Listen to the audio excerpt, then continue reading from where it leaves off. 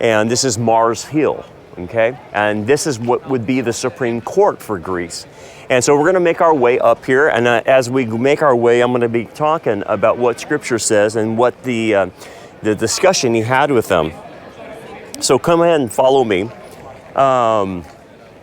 And they brought him to the Areopagus and says, may we know this new doctrine of what you speak. And he has given this man that I'm talking about, Jesus, the authority to judge everyone. He has raised him from the dead. He talks about the resurrection of the Messiah, and that the world will be judged by this man.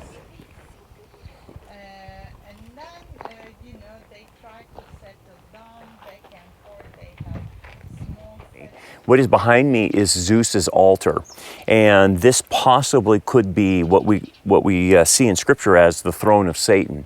And I'm going to talk about that in just a bit, about how the throne of Satan has moved around in different locations and how it makes its way through the world. Hey everybody, we're here on site in Philadelphia. This is where the Church of Philadelphia, one of the 7 churches of Revelation, was at. And the message to the Philadelphia church, which is the remnant church, is one of praise and commendation. Hey everybody, we're here at the ruins of Laodicea, and obviously the Laodicean church was here. And so I want to talk a little bit about that. Obviously there is a personal application for all of us as believers to overcome apostasy, but there was the church era of apostasy, which starts in about 1900 and goes to the present day. So that's the era of apostasy. And then obviously, so guys, like I mentioned with Laodicea, it had the hot mineral springs that came from the Hierapolis down into Laodicea. Well, standing behind me is where the Hierapolis was. And this is where the minerals spilled out from that water. And it's had such a high mineral content. You can see behind me, that's not snow. That's actually the minerals that came out of the hot springs there in Hierapolis. And you can see that people would come here and they would bathe in the water and get the therapy of the hot springs and the mineral water, as you can see.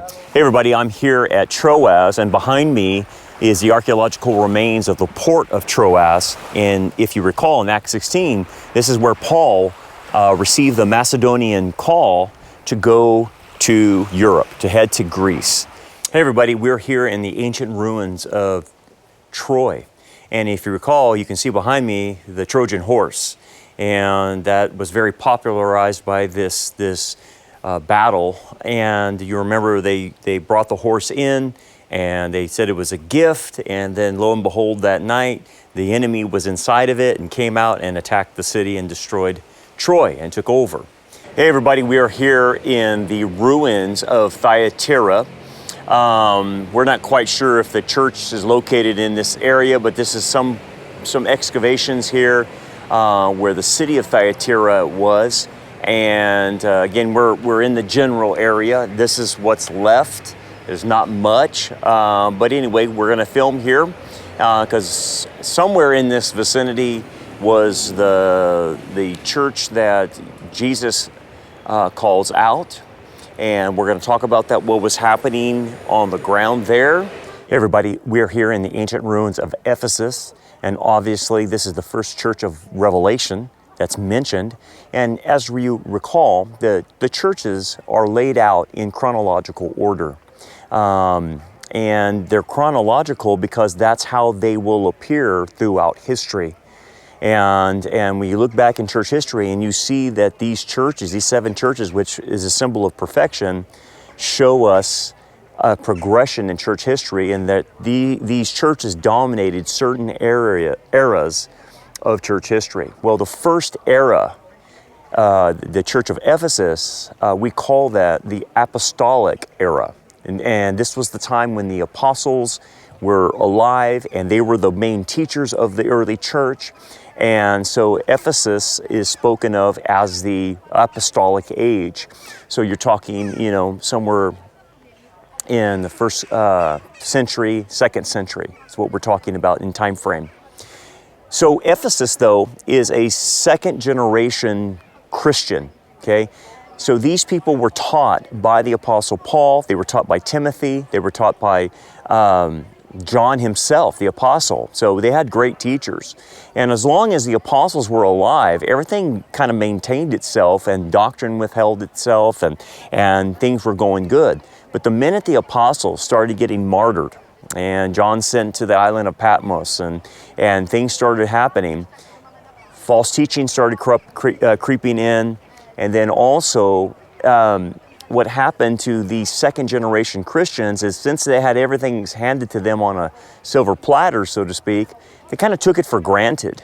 And that's what happens. I mean, if you're a pioneer in your own family, that you have gotten saved, you and your spouse have gotten saved, and then you raised your kids that way, and so you're kind of like an Abraham and Sarah, and you were the pioneers in Christianity, you tend to have a more fervent faith, right? A more vibrant faith. But when you grow up in a Christian home, the danger of that is, and I don't wish that anyone grew up in an unchristian home, but sometimes people grow up in a Christian home and they take it for granted. They take it for granted that their parents take them to Sunday school and Awanas and youth group and all this other stuff, and they tend to kind of misprioritize Jesus in that. It's just an addendum to their life. So that's the difference between a pioneer and a settler. A pioneer is the one that goes out and sets the course and figures it out and discovers the information.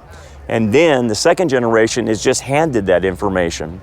So that's the danger we all run. And so imagine, you're getting your theology handed to you by the Apostle Paul or John or, Timothy. And I mean, you have the best teachers in the world, right? But then you'll kind of take that for granted. I mean, none of us would think that we would take that for granted, right? But they did. They didn't understand the magnitude in which the teachers they had